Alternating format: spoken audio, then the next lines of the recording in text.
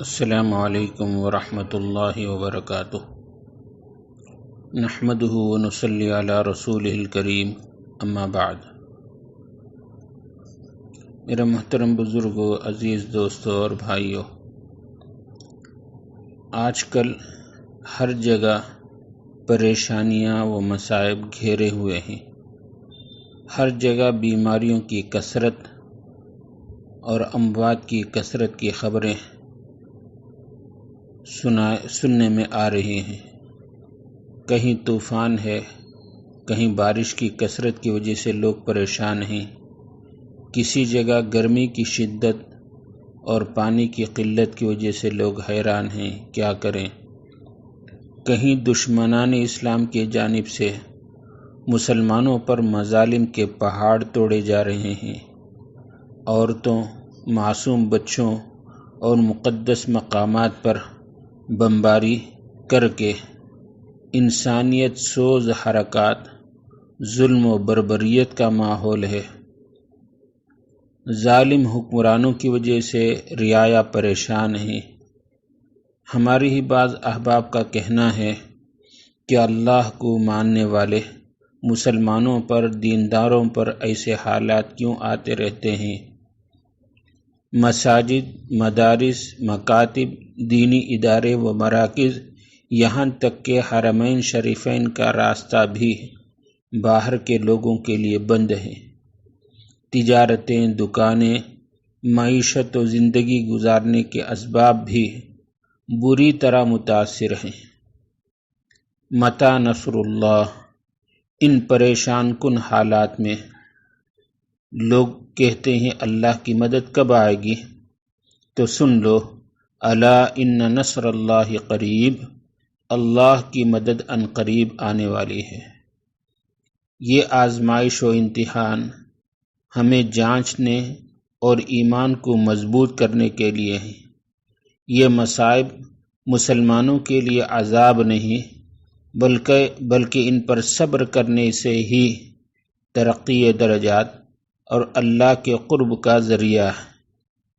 ایسے حالات میں مسلمانوں کو چاہیے کہ وہ اللہ کو پکاریں، اپنے پروردگار کے ساتھ رشتہ قوی اور مضبوط کریں۔ ان حالات کا مقابلہ کرنے کے لیے کیا تدبیر اختیار کیا جائے؟ احادیث کے اندر حضور پاک سرکار دو عالم صلی اللہ علیہ وسلم نے ہمیں اس کے اندر بھی تشنا اور بے سہارا نہیں چھوڑا۔ مگر افسوس آج کل مسلم معاشرہ اس سے بھی غافل ہے کہ ایسے حالات کے اندر ہم اللہ سے دعا اور التجا کر کے، رجوع اور انابت کر کے اللہ سے ہم تعلق کو مضبوط کریں۔ تو حضور پاک سرکار دو عالم صلی اللہ علیہ وسلم نے ہمیں ایسے مشکل حالات میں دشمنوں کی ایذا رسانیاں، ظلم و تشدد اور ان کے سازشوں کا جو جال ہے، ایسے وقت میں امت کو کچھ دعاؤں کی تلقین کی۔ ہمیں چاہیے کہ ایسے حالات میں ان دعاؤں کا اہتمام کریں۔ ایسے ہی بعض احادیث کو میں اس وقت آپ حضرات کے سامنے عرض کروں۔ ایک حدیث میں ہے، نبی کریم سرکار دو عالم صلی اللہ علیہ وسلم نے اپنے بعض صاحبزادیوں سے فرمایا کہ جب تم صبح کرو تو یہ دعا پڑھ لیا کرو، کیونکہ جو بھی شخص اس کو صبح میں پڑھتا ہے شام تک اس کی حفاظت ہو جاتی ہے، اور جو شام کو پڑھ لیتا ہے تو صبح تک اس کی حفاظت کر لی جاتی ہے۔ وہ دعائیہ کلمات یہ ہیں، سبحان اللہ وبحمدہ ولا حول ولا قوة الا باللہ، ما شاء اللہ کان وما لم یشأ لم یکن، اعلم ان اللہ علی کل شیء قدیر۔ ان دعاؤں کو صبح اور شام اہتمام سے ہم پڑھیں، انشاءاللہ اللہ کی ذات سے امید ہے کہ ہماری حفاظت ہو۔ اس کے علاوہ نبی کریم سرکار دو عالم صلی اللہ علیہ وسلم سے مختلف آفات و بلیات و مصائب میں مختلف دعاؤں کی تلقین ہے، ان کے عجیب عجیب تاثرات بھی ہیں۔ ایک حدیث میں ہے حضور پاک سرکار دو عالم صلی اللہ علیہ وسلم نے ایک مرتبہ فرمایا کہ میں ایک ایسا کلمہ جانتا ہوں جو کوئی مصیبت کے وقت میں ان کلمات کو پڑھے تو اللہ تعالیٰ ان کو اس مصیبت سے نکال دے۔ میرے بھائی یونس علیہ السلام کا وہ کلمہ جس کو انہوں نے اندھیروں میں پڑھا، اللہ کو پکارا، وہ یہ مشہور دعا ہے، لا الہ الا انت سبحانک انی کنت من الظالمین۔ اس دعا کو کثرت سے پڑھنے کا اہتمام کریں۔ ایک اور حدیث میں ہے حضور پاک سرکار دو عالم صلی اللہ علیہ وسلم نے فرمایا، مجھے جب بھی کسی معاملے نے پریشان کیا تو حضرت جبرائیل علیہ السلام نے آ کر مجھ سے کہا کہ آپ یہ دعا پڑھ لیا کریں۔ وہ دعا کے کلمات یہ ہیں، توکلت علی الحی الذی لا یموت الحمد للہ الذی لم یتخذ ولدا ولم یکن له شریک فی الملک ولم یکن له ولی من الذل وکبرہ تکبیرہ۔ اس دعا کا ترجمہ یہ ہے، میں اس زندہ ذات پر توکل کرتا ہوں جس کو کبھی موت نہیں آتی۔ تمام تعریفیں اس اللہ وحدہ لا شریک کے لیے ہے جس کا کوئی بیٹا نہیں، اور سلطنت اور حکومت میں اس کا کوئی شریک نہیں، اور کمزوری کی وجہ سے اس کا کوئی مددگار بھی ہو ایسا بھی نہیں، اور تو اس کی بڑائی بیان کر، وکبرہ تکبیرہ۔ تو یہ صبح و شام ہم ان دعاؤں کا اہتمام کریں تو انشاءاللہ اللہ کی مدد آئے گی، دشمنوں سے حفاظت بھی ہوگی، اور مصائب اور بلیات میں اللہ تبارک و تعالی ہمیں مدد فرمائیں گے۔ اللہ کے ذکر کی کیا برکات ہیں دنیا ہی کے اندر، اس کا آنکھوں سے لوگوں نے مشاہدہ کیا ہے۔ حضرت ابو الدرداء رضی اللہ تعالی عنہ جو ایک مشہور صحابی ہیں، ان کا ایک عجیب و غریب واقعہ کتابوں کے اندر لکھا ہے کہ ایک مرتبہ ایک شخص آ کر حضرت ابو الدرداء رضی اللہ تعالیٰ عنہ سے کہا کہ آپ کا گھر جل گیا، تو حضرت ابو الدرداء نے فرمایا نہیں جلا، اور اطمینان سے ویسے بیٹھے رہے۔ پھر کوئی دوسرا شخص تھوڑی دیر کے بعد آیا اور وہ کہنے لگا آپ کے گلی کے اندر آگ بھڑک اٹھی، اطراف کے گھر جلنے لگے، لیکن جو ہی آپ کے گھر کی طرف وہ آگ بڑھی تو وہ آگ خود بخود بجھ گئی، آپ کا گھر جوں کا توں محفوظ رہا۔ تو حضرت ابو الدرداء نے فرمایا ہاں، میں نے جو یہ کہا کہ میرا گھر نہیں جلا، اس یقین اور اعتماد کے ساتھ میں نے جو کہا اس کی وجہ یہ ہے کہ میں نے چند کلمات حضور پاک سرکار دو عالم صلی اللہ علیہ وسلم سے سنے ہیں، اور آپ نے فرمایا جو ان کلمات کو صبح میں پڑھے شام تک اسے مصیبت نہیں پہنچے گی، اور جو شام میں پڑھے صبح تک اسے کوئی مصیبت اور آفت نہیں پہنچے گی۔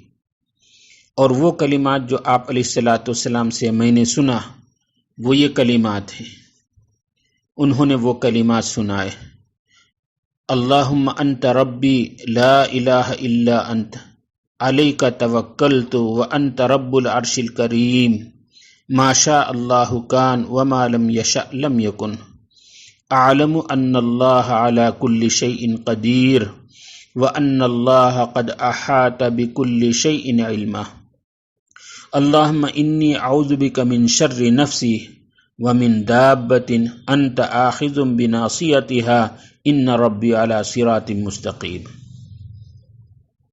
تو غور فرمائیں کہ حضرت ابو الدرداء رضی اللہ تعالی عنہ کو حضور پاک سرکار دو عالم صلی اللہ علیہ وسلم کے تلقین فرمانے پر اور دعا سکھانے پر کتنا یقین تھا۔ ایسے حالات میں بھی جو آدمی کو سننے پر پریشان کر دے، خوف زدہ کر دے، دہشت کے اندر مبتلا کر دے، حضرت ابو الدرداء اطمینان کے ساتھ بیٹھے ہوئے ہیں۔ کتنا یقین رہا حضرت ابو الدرداء رضی اللہ تعالیٰ عنہ کو حضور پاک سرکار دو عالم صلی اللہ علیہ وسلم سے سنے ہوئے کلمات پر کہ ان دعاؤں کا انہوں نے اہتمام کیا تھا۔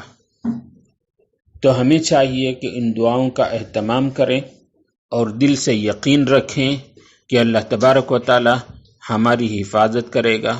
اگر ان دعاؤں کا ہم اہتمام کریں جو احادیث کے اندر وارد ہوئی ہیں تو انشاءاللہ دشمنوں سے حفاظت ہوگی اور تمام مصائب سے، تمام پریشانیوں سے اللہ تبارک و تعالی ہمیں نجات دے گا۔